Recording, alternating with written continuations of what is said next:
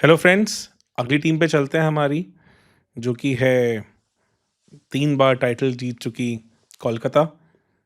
24 में बहुत ज़्यादा अनबीटेबल टीम लगी थी, पर 25 में उन्होंने बहुत कुछ चेंज किया। अपने अच्छे प्लेयर्स जैसे सॉल्ट को जाने दिया और इवन श्रेयस अय्यर जो कि टाइटल विनिंग कैप्टन थे, उन्हें जाने दिया। बहुत कुछ ऊपर-नीचे हुआ, जिससे थोड़ा-सा उनका ओवरऑल कोर डिस्टर्ब हुआ।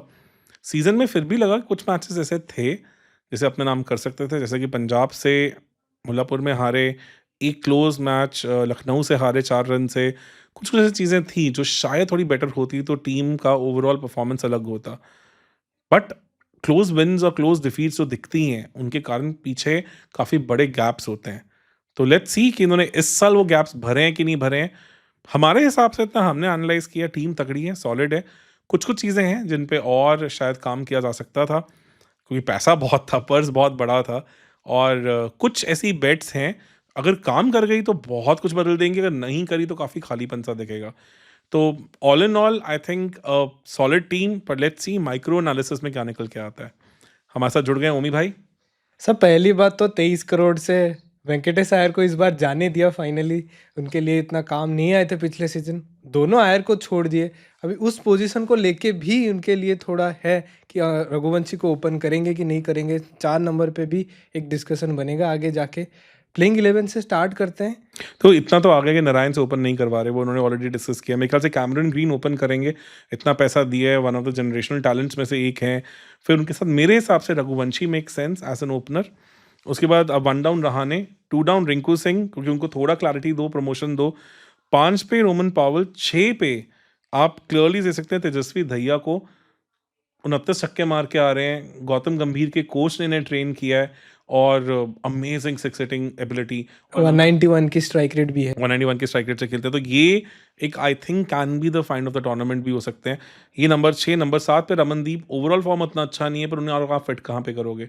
8 पे Narine, can be a good finisher for you. 9 पे Harshit Rana, solid batting option at 9। 10 Vaibhav आपके पास वैभव वरुणा, और 11 पे वहाँ पे वरुण चक्रवर्ती हो जाते हैं। हमारी एक ऐसी रील थी जो वैभव ने लास्ट टाइम खुद लाइक भी की थी इंस्टाग्राम पे, तो उनके बारे में ही थी।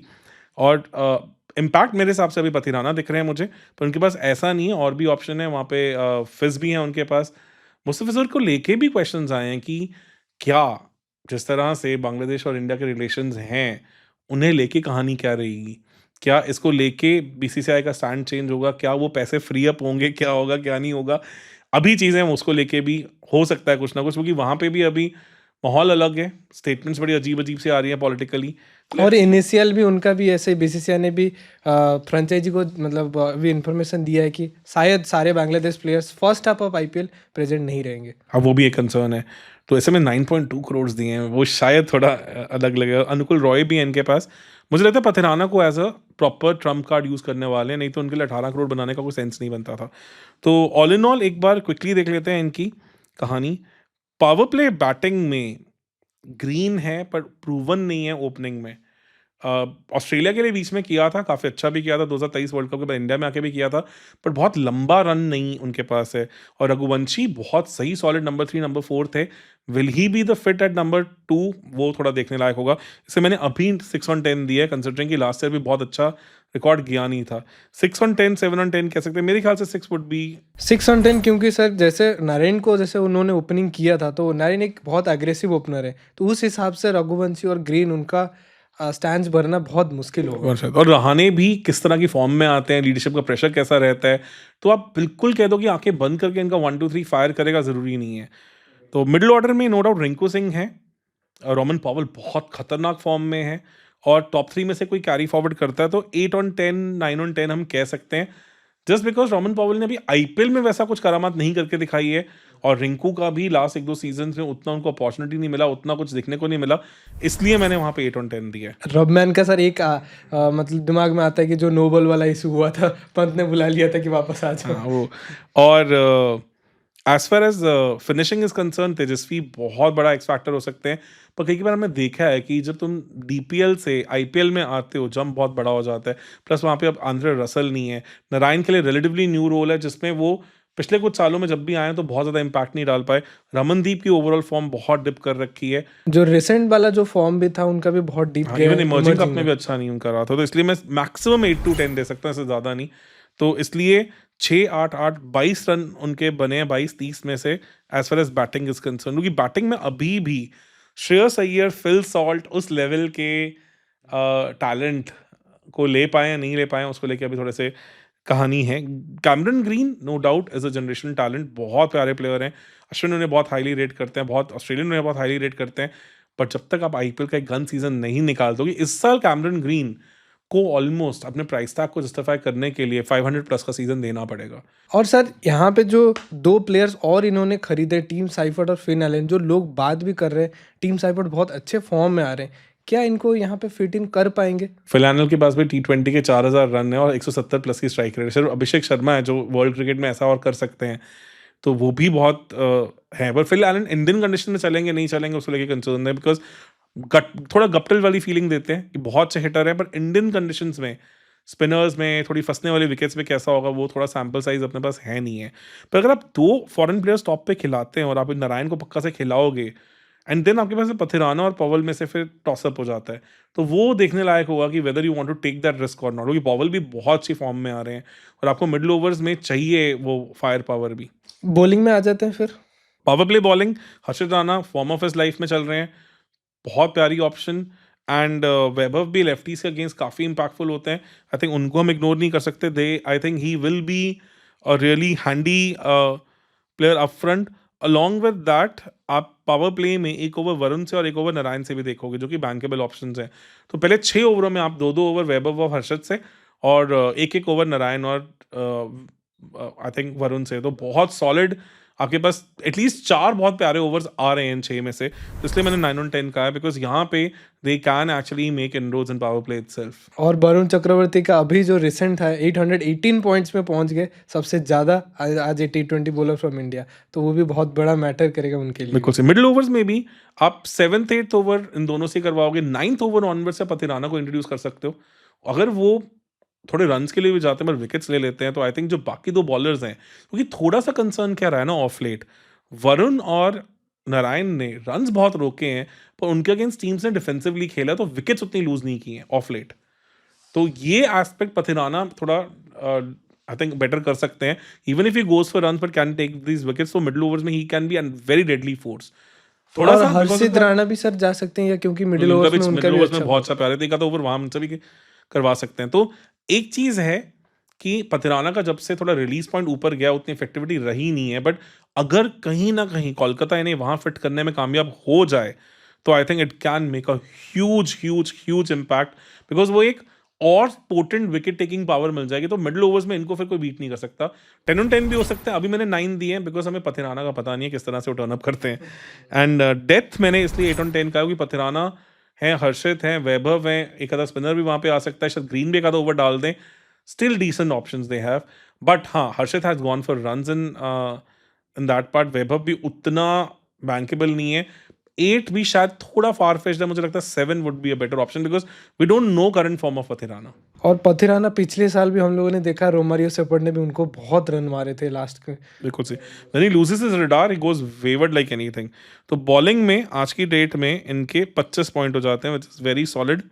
और ये पथिराना अगर बेटर फॉर्म में होंगे तो ये और बेटर हो सकता है। तो 47 ऑन द स्केल ऑफ 60 काफ़ी सॉलिड स्कोर है। एंड आगे अगर चलें इंजरी बैकअप में, विकेट कीपर में इनके पास फिल एलन है, इनके पास टिम साइफर्ट है, तो इनके पास है ऑप्शन, बट वो फॉरेन प्लेयर्स हैं, इंडियन विकेट कीपिंग ऑप्शन नहीं है। बैटिंग डेप्थ में मनीष पांडे हैं, राहुल त्रिपाठी हैं, still middling है, not on the right side of the age, not on the right side of the form also, I would say still decent है। बिल्कुल। और राहुल त्रिपाठी की उनको याद ही होगा कि अश्विन को एक छक्का मार के उनको फाइनल भी लेके गए थे। एक डीपीएल से आते हैं सार्थक रंजन, जिनकी पॉलिटिकल हिस्ट्री भी है, जो लालू प्रसाद यादव जी के साले रह चुके हैं, साले ही हैं वैसे तो। पप्पू यादव उनके साथ अब नहीं है, वो उनके पिताश्री हैं। तो पप्पू यादव जो पॉलिटिशियन है बिहार से, उनके बेटे सार्थक रंजन भी इस टीम का पार्ट है और डीपीएल में अपने जौहर दिखा चुके हैं। एक सेंचुरी मारे थे और 449 की एक पारी भी आई, मतलब टोटल इनिंग्स भी आई थी, सीरीज भी आया था वैसा। उन्होंने अपने वो लिस्ट एज एन ऑलराउंडर किया, पर कोई बॉलिंग में बहुत ज़्यादा उनके कुछ जलवे रहे नहीं हैं। तो रचिन रविंद्रा भी है वहाँ पे एक अच्छा बैकअप ऑप्शन, आईपीएल में उतना नहीं डाल पाए but he is like again a generational talent. तो अगर उनको भी कहीं अच्छे से यूटिलाइज कर पाती है कोलकाता, तो he can also be very massive surprise package. क्योंकि सर अगर ग्रीन को थोड़ा पैसों की प्रेशर आ जाए, तो अगर खराब फॉर्म हो जाए तो वहाँ मेरे को पे लगता है रचिन को अभी वो मिडिल ऑर्डर में भी यूज कर सकते हो, ऐसा नहीं है कि वो नहीं खेलते, क्योंकि स्पिन के बहुत ब्रिलियंट प्लेयर हैं, बहुत ज्यादा ब्रिलियंट प्लेयर हैं। तो ही can be a swap for even Roman Powell also, जहाँ पे उनका मिडिल ऑर्डर में खिला सकते हो, because he can give you that solid spin bowling option also. Number 4 में भी खिला सकते हैं फिर। बिल्कुल सही, वहाँ भी वो खेल सकते हैं। एंड देन आपके पास मिस्ट्री स्पिनर्स हैं, जहाँ पे दक्ष कामरा है आपके पास स्पेस बॉलिंग में कार्तिक त्यागी हैं, आकाशदीप हैं आपके पास as an option, Umran Malik है आपके पास, उनका भी एक सरप्राइज एलिमेंट हो सकता है, क्योंकि बातें काफ़ी हो रही हैं उनको लेके भी कि काफ़ी कोलकाता की मैनेजमेंट के साथ काम किया है। इनके साथ साथ आपके पास लेग स्पिनर है प्रशांत सोलंकी, बट बहुत ज़्यादा मैसिव इम्प्रेशन नहीं है उनका, but decent I think backup options भी हैं, तो इसलिए मैंने गुड 7/10 दिए फॉर बैकअप ऑप्शंस।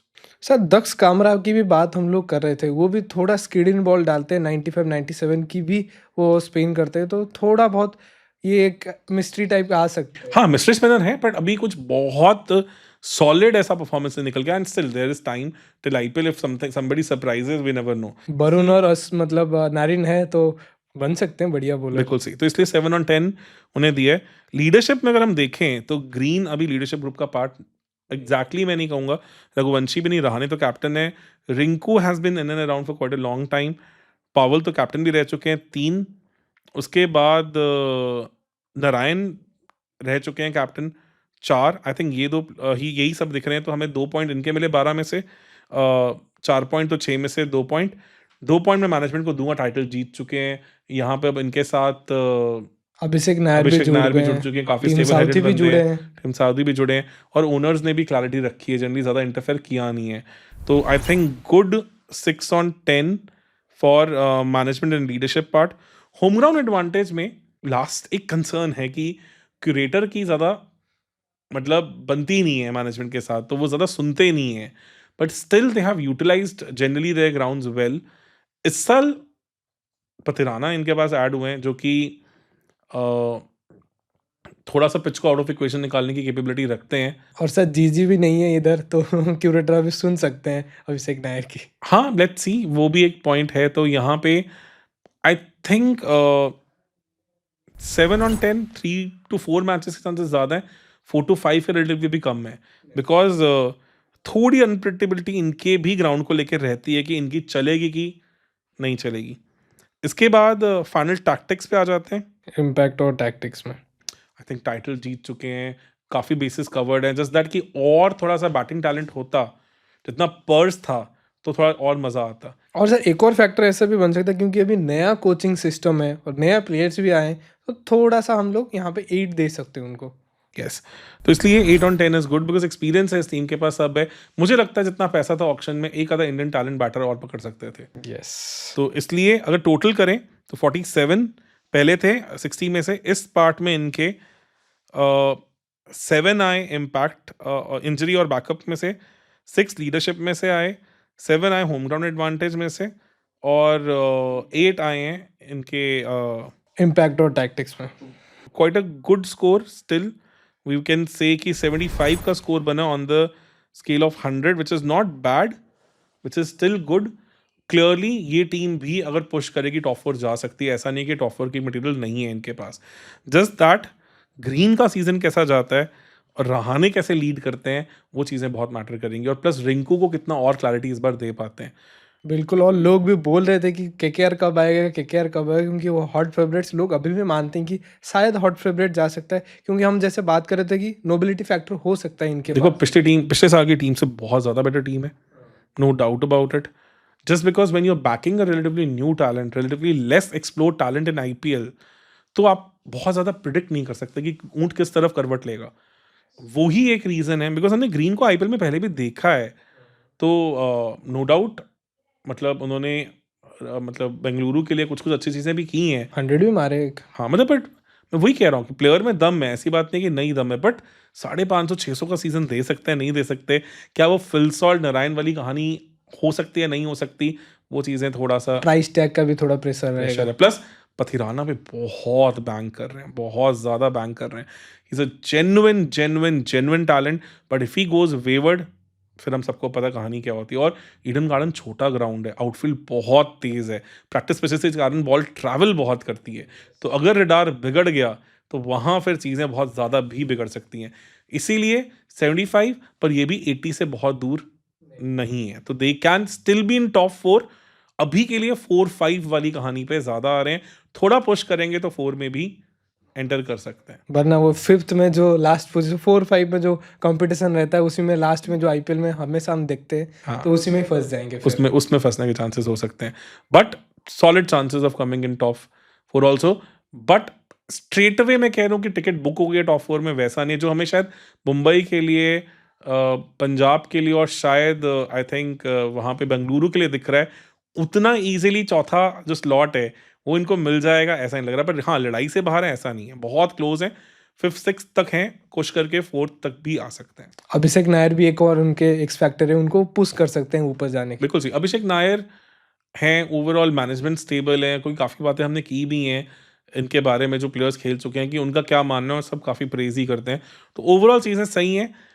बहुत मैटर करेगा कि अगर मान लीजिए कि कुछ ऐसा चलते कि मुस्तफिजुर की अवेलेबिलिटी को लेके कंसर्न आता है और शायद मे बी बीसीसीआई से क्लियरेंस नहीं मिलता है कुछ भी, अगर वो 9 करोड़ समथिंग क्लियर हो जाता है और कुछ ऐसे 1-2 प्लेयर्स दिखते हैं, या एक प्लेयर ऐसा दिखता है जो शायद वर्ल्ड कप में कोई बहुत एक्स्ट्राऑर्डिनरी टैलेंट निकल के आता है, and they can stock it up और अपनी बैटिंग को थोड़ा और स्ट्रेंथन कर देते हैं, तो मुझे लगता है कि ये 75 से 80 जाते हुए टाइम नहीं लगेगा। बिल्कुल। फिर सर केकेआर के फैन्स और जो भी फैन्स हैं, जो बोल रहे थे कि केकेआर का कैसा रेटिंग रहेगा, कि कैसा परफॉर्मेंस रहेगा, हमसे जानने की बहुत कोशिश थी उनकी, तो शायद इस वीडियो से उनको पता चल जाएगा। सॉलिड टीम है यार, ऑलमोस्ट सारे बेसिस कवर्ड है। थोड़ा बैटिंग को लेके मुझे अभी प्रूवन टैलेंट कम दिख रहा है। मैं थोड़ा सा ट्रेडिशनल उस चीज़ में, जहाँ मुझे लगता है कि जो नंबर्स क्लियरली दिखते हैं उनको लेके हम ज़्यादा बैंक कर पाते हैं, जिनका अभी तक हमें पता नहीं कि उस फ्रेंचाइजी के साथ उस रोल में वो कर पाएंगे नहीं कर पाएंगे, तब तक थोड़ा कहना मुश्किल होता है। That is the only reason थोड़े से इनके पॉइंट्स कटे हैं, बट स्टिल सॉलिड नंबर्स,